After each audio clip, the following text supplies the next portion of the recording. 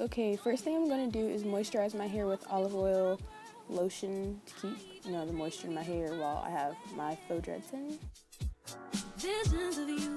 So after I do that, I'm going to 3-strand braid my hair, maybe a quarter of the way down my little hair section.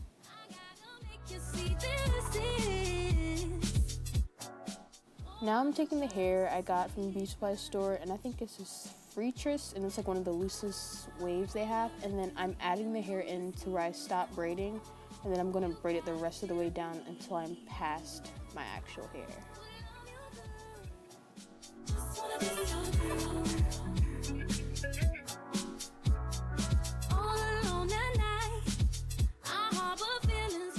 So the length of your braid determines how long your dread is going to be.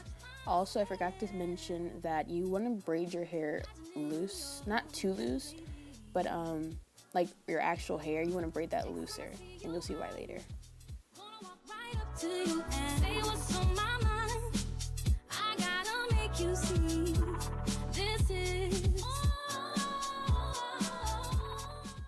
Now I am taking my Marley hair and I am separating it, not completely, but I'm just kind of fluffing it so, it's not bulky, but chunky as I transition, as I like wind my hair up in with the braid.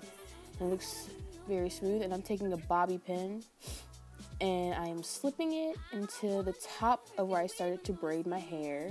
And this is why I said you need to braid your hair loose so you can be able to get this bobby pin through. So I'm pulling the Marley hair in, or through, and I'm going to pull it through halfway.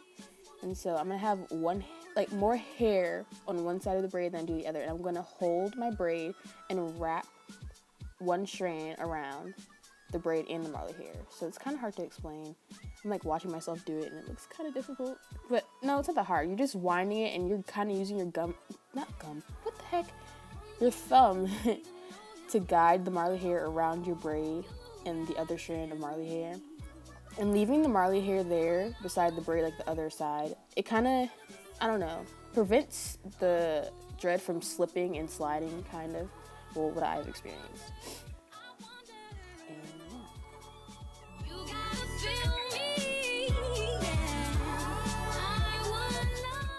So now I have ran out of Marley hair and I'm going to add another strand, and I'm kind of holding it with my index finger and my thumb, and now I'm using my thumb to guide it around.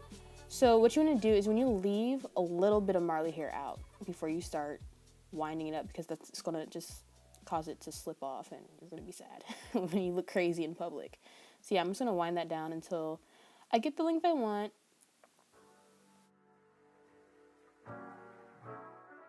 Now I'm at the end of my dread, and I'm taking the end of the Marley hair that's left and winding it back up my dread so it can have a smooth transition.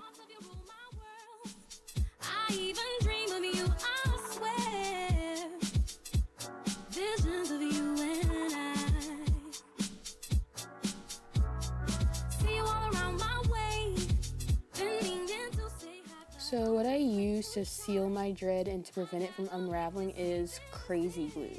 And I use the brush on tip because the drops, I would think it would get all over my fingers, and I just don't want that to happen because it's just very difficult and frustrating when it gets stuck. But yeah, I'm adding that to the middle of like the end of the leftover Marley hair, and I'm kind of palm rolling it in my hands, and I'm cutting off the excess. And this is what you'll get. And now I'm taking a boar bristle brush, and I'm teasing it up to basically give the dread more of a dread look, and not this. I see people with goddess locks, and it's like super silky, and I'm just like, no one's locks really look like that unless you white or like something else, and your hair is just silky like that. So if people have seen your hair texture before, and your hair texture doesn't really look like that with dreads, I don't know. It's just this just looks better to me, and looks like a realistic dread. Because, dreads are usually frizzy. And I'm just cutting off the excess to even it up with the rest of my hair. And you see, dreads are not consistent. So if you see dreads that are all one size and thickness and stuff, it's not like a real dread. Like, it's not a real dread. So all my dreads are different. They're all pretty good.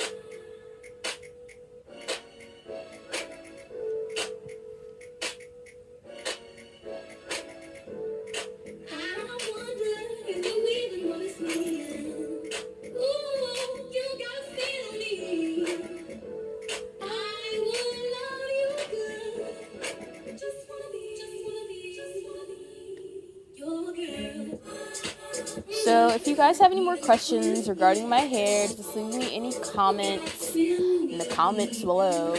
And yeah, you can contact me on my Instagram and I'll get back to you.